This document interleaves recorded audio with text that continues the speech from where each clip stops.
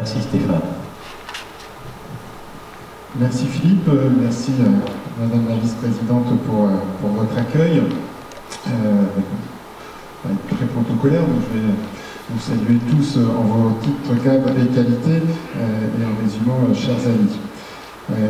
C'est donc un réel plaisir et un honneur pour moi d'être parmi vous aujourd'hui pour ouvrir la journée interrégionale de l'Association française des centres de ressources technologiques et des cellules de diffusion technologique, comme Philippe l'a évoqué tout à l'heure, pour sa 9e édition qui a lieu au sein de la région des Hauts-de-France.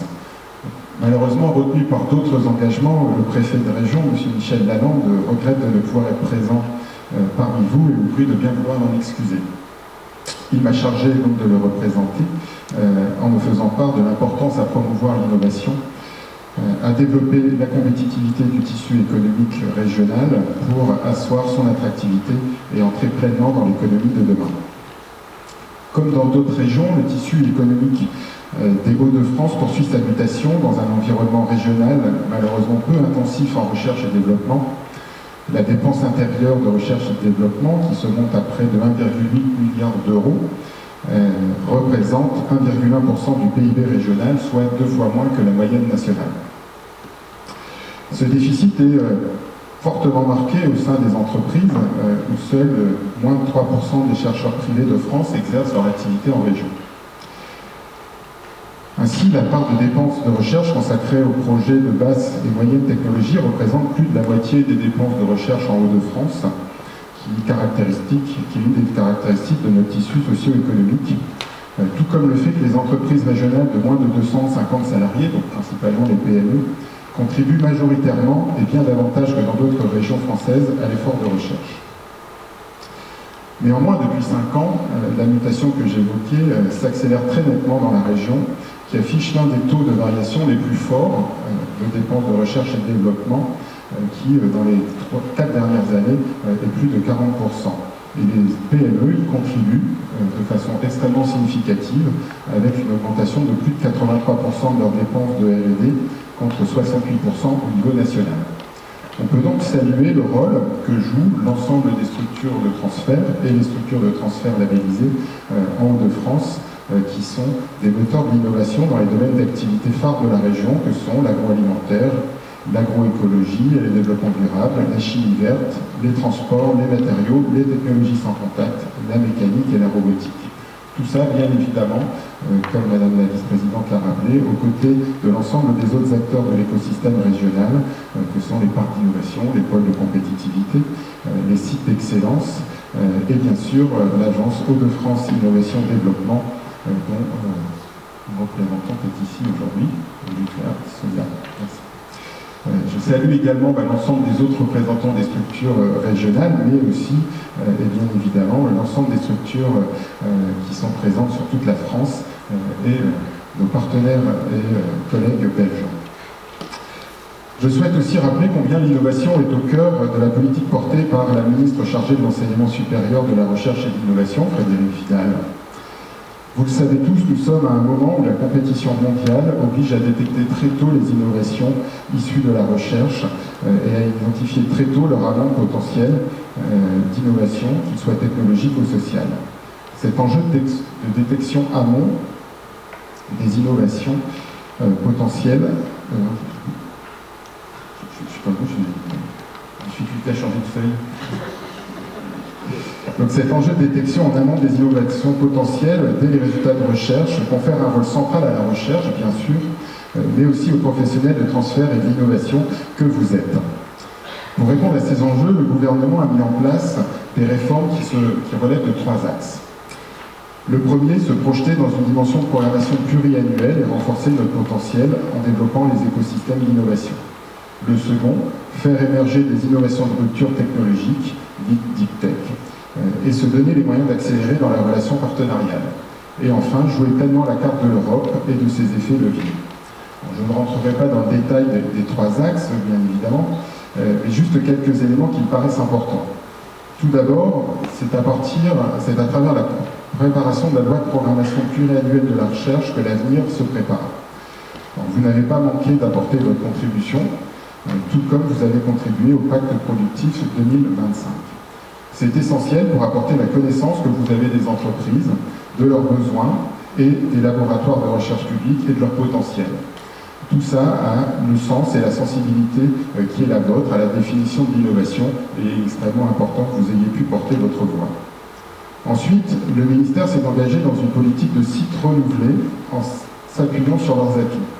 L'objectif de cette politique est de renforcer les interactions, la coopération entre les acteurs grâce à des objectifs communs de soutien aux entreprises et la consolidation des écosystèmes d'innovation. Là aussi, vous avez des contributions majeures à apporter. On peut citer bien d'autres évolutions, la loi Pacte, la création du Conseil de l'innovation, du Fonds pour l'industrie et l'innovation, et bien sûr bien d'autres évolutions. Je m'arrêterai juste un instant sur le plan d'amélioration de la participation française à l'Europe, qui a été élaboré pour bénéficier des effets leviers de nos projets. La France, vous le savez, s'est investie dans la création du Conseil européen de l'innovation. Elle soutient largement cette opération en pleine cohérence avec ses propres dispositifs. Nous vous engageons à vous y investir pleinement, c'est une opportunité, mais c'est aussi une nécessité. Nous partageons en effet cette volonté de faire de l'Europe une terre d'innovation, comme l'Europe a été et doit rester une terre d'excellence scientifique. Dans ces évolutions, ça a été dit, il ne nous a pas échappé la publication ce mercredi 30 octobre 2019 du décret portant suppression de la commission de labellisation des structures à compter d'avril 2020. Ce n'est en aucun cas un signal vers une éventuelle suppression du label ou du principe de labellisation de la part du ministère. Il s'agit de faire évoluer le mode de labellisation. Au risque de vous décevoir ou de vous rassurer, je ne sais pas, la suppression de cette commission n'a pas fait l'objet d'une décision spécifique. Elle s'inscrit dans un cadre bien plus général d'une volonté du gouvernement de réduire le nombre d'instances émettant des avis consultatifs. Tout ceci, bien sûr, a été anticipé, bien que le calendrier s'accélère avec la publication du décret. Cette anticipation repose sur les travaux de la FCRT, repose sur les travaux des D2RT du ministère au sein d'un groupe de travail dans lequel ces différents sujets sont portés. L'idée est de mettre en place une démarche beaucoup plus dynamique sur le suivi de vos structures à travers une collecte d'informations, une interprétation de ces données pour parvenir à élaborer une vision dynamique et régulière. Sur cette base, l'idée est d'introduire sûrement un groupe d'experts qui remplacera le travail effectué jusqu'ici par la Commission, qui émettra des recommandations bien évidemment au ministère, mais également des recommandations vis-à-vis des structures pour les accompagner au mieux. Cette volonté de travailler de façon collective, de concentrer le travail sur les structures éventuellement en difficulté, a pour objectif également de soutenir la démarche qualité sous-jacente au label. Alors vous l'avez compris, nous sommes bien à une nouvelle étape de la reconnaissance des labels CDT, CRT et PST, avec deux objectifs à atteindre: parvenir à un système dynamique et agile soutenant la qualité des labels afin que les groupes d'experts soient l'instance de mobilisation des compétences au service de toutes les structures, et également produire annuellement un panorama des structures avec les chiffres clés, panorama qui pourra être décliné régionalement et être un outil de communication efficace. Je ne voudrais pas conclure sans évoquer le prochain contrat de plan État-région, avec la volonté de l'État d'y porter une dimension innovation comme levier de la cohésion territoriale. À ce titre, l'État propose le soutien à la constitution des écosystèmes d'innovation organisés autour des sites universitaires, en portant une attention particulière aux outils soutenant les PME, en citant explicitement les structures labellisées CRT, PST et CDT, avec une incitation à l'investissement dans le capital humain, point clé de la capacité à entraîner les PME à répondre à leurs besoins.